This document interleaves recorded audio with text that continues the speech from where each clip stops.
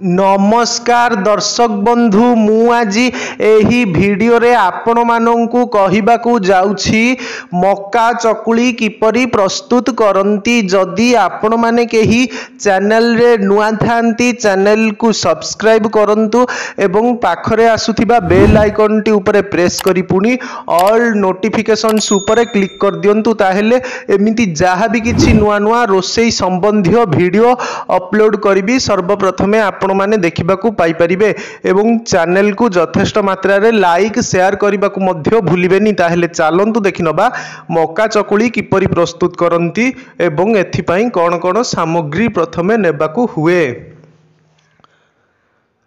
प्रस्तुति सामग्री मक्का 6टा, लेंबू 1 फाड़, कंचा लंका 4टा, लूण स्वाद अनुसारे, तेल आवश्यक अनुसारे।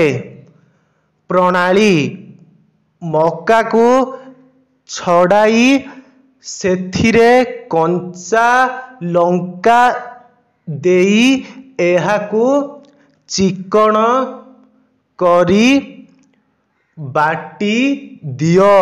सेथिरे लेंबू रस मिसाई 1 घंटा रख। तावारे तेल घसी गरम करी पतला चकुली करी नियो।